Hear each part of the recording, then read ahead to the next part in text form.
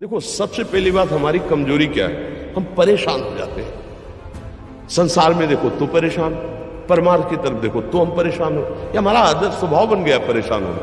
थोड़ा सा धैर्यवान बनो, गंभीर बनो। कोई भारी से भारी विपत्ति में परेशानी स्वीकार करके विपत्ति से थोड़ी निकला है, सुलझो। ठीक है, ये विपत्ति आई, समस्या आई, इसका समाधान होगा। ऐसा थोड़ी कि हमें नष्ट कर देगी। अगर अभी हमारी बड़ी हानि हो जाती है, हम कल इससे बड़ा लाभ प्राप्त कर सकते हैं। हमको एकदम बिल्कुल गंभीर रहना है, इतने कमजोर नहीं बन जाना। अब वो गए तो क्या होगा, अब वो वस्तु गई तो क्या, पद गया तो क्या होगा। प्रयास किया था, ये पद मिला था, इससे बड़ा पद प्राप्त करूंगा, मैं इससे बड़ा महान बनूंगा। ठीक है, एक बार गिर गया, गलती हो गई, दंड भोगूंगा, फिर इससे ज्यादा संयम में रहूंगा। बिल्कुल मतलब एकदम टस दिमाग रखना चाहिए। और अपने लोग क्या है, जरा सी बात में एकदम पछड़ा कर लेते हैं, एकदम कमजोर हो जाते हैं। ये बिल्कुल ठीक नहीं है। हम जीवन भर की यात्रा की बात कह रहे हैं, भारी से भारी कष्ट में भी मुस्कुराना, तो हमें बल मिला है, हमें भगवान की कृपा का दर्शन हुआ है, हमें उनका दुलार दिखाई दिया है। अगर ऐसे भाग जाते फिर परमार्थ में थोड़ी चलना होता है। आज जो आप सुन करके लाभ लेने की चेष्टा कर रहे हो ना, ये केवल प्रवचन नहीं है, ये जीवन। अगर ये जिए ना होते ना तो ये इसका प्रभाव नहीं पड़ता, फिर वाणी का प्रभाव नहीं पड़ता। हम इसीलिए कहते हैं, जैसे आप लोग एकदम परेशान हो जाते हैं जब बोलो, क्या हमसे ज्यादा परेशानी होगी? दोनों किडनी खराब, दवाई लाने के लिए पैसे नहीं, पानी रखा है अब उठ के पी नहीं सकते, भीषण शरीर में कष्ट, भीषण बुखार, क्योंकि किडनी फेल, जरा में बुखार, खाने को क्या, रोटी मांग के लाओ। अगर वहां सब्जी मिलती तो लाल मिर्च ऐसी पड़ के मिलती थी कि वो पा नहीं सकते थे। आप सोचो, पानी लाना है तो मुझे लाना है, पीना है तो मुझे पीना है। अगर मैं हारता तो कहां पहुंच जाता, क्या स्थिति होगी? नहीं, मरना है, पर कदम पीछे। कोई दिन ऐसा नहीं जिस दिन सेवा ना की हो, जिस दिन सेवा में ना गए हो।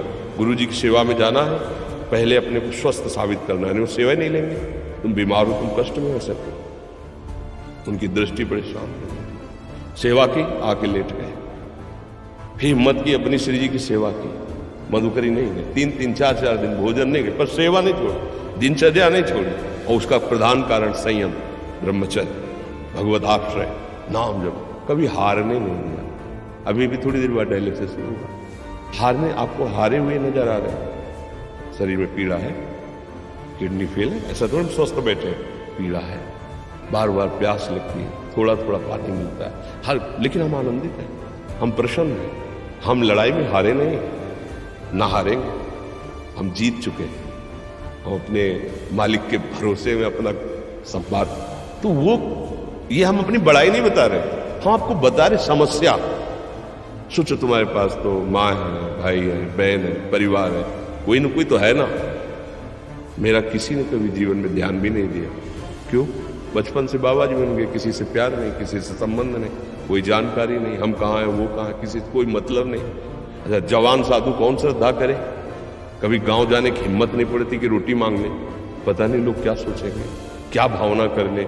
हम दरवाजे पे खड़े हैं, क्या कैसी भाव, जो हमारे सामने आकाश वृत्ति से आया यौवन अवस्था में, वही पाया है, अन्यथा भूखे रह गए। जब हम हर समय अपने को विवेक के द्वारा सावधान रखे तो हम कभी निराश नहीं हुए, कभी उदास नहीं हुए, कभी ऐसा नहीं लगा कि यार हम दुखी, कभी नहीं लगा। उसी का फल है कि उस सुख का संकेत मिल गया जहां दुख की निशानी भी नहीं है। वही उसी के बच्चे हो, हम सब उसी धातु से बने हुए हैं। हम इतना क्यों परेशान हो जाते हैं? हम ये देखते हैं, अपने लोग थोड़ी बात बिगड़ गई परेशान, नहीं बिगड़ी तो बिगड़ जाने की संभावना में परेशान है। आज सुख है लेकिन कल सुख छिन जाएगा, तो हम आज के सुख में सुखी ना होकर कल के दुख के आने की संभावना में भयभीत हो। तो क्या हमारी सोच रह गई? हमको इतना बलवान बनना है कि सुख और दुख दोनों हमको छू न सके। भारी से भारी सुख की व्यवस्था है तो अहंकार नहीं, हर्षित होकर किसी का अपमान न करे कि हम धनी, हम पदाधिकारी, अमुक। भारी से भारी दुख आया तो हमें किसी के सहयोग की जरूरत नहीं, हम फिर अपने कदम बढ़ाएंगे, हम फिर जुड़ी हुई अपनी भावनाओं को सजाएंगे। मस्त जीवन, एकदम तुम अविनाशी के बच्चे हो। शेर का बच्चा भेड़ों के बीच में फंसकर म्यों म्यों बोल रहा है, बस अगर दहाड़ना सीख जाए तो कोई भी उसे परास्त नहीं कर सकता। ऐसे भगवद अंश तू प्रपंच में फंसकर अपने को इतना दीन क्यों देख रहा है? तू ऐसा है कि भगवान के दिव्यास्त्र में भी ताकत नहीं तेरे को मार सके। तू अविनाशी का अविनाशी बच्चा है, विनाशी भोगों को, विनाशी शरीर को मैं मान के इतना भयभीत, इतना दुख, ठीक नहीं। ये सबके लिए, केवल एक के लिए नहीं। आप समझो, आप लोग सोचते हैं हम गृहस्थ होकर भला ऐसी स्थिति कैसे। जनक जी सुखदेव जी के गुरु हैं और राजा हैं, महल है, रानियां हैं, नौकर है, चाकर।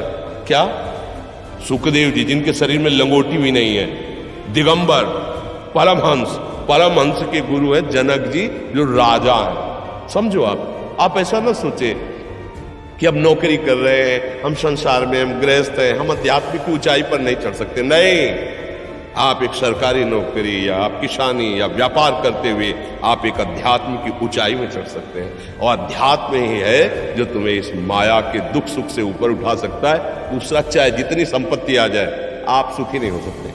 सब देख लो, आंख खोल के देख लो, अध्यात्म ही है जो तुम्हें हर कष्ट सहकर मुस्कुराकर जीने का रास्ता बता देगा कि आप आनंदित हो जाओगे। कुछ नहीं बिगड़ा, अध्यात्म है तो कुछ नहीं बिगड़ा, अध्यात्म नहीं है तो कुछ नहीं बना, कुछ हाथ नहीं लगने वाला।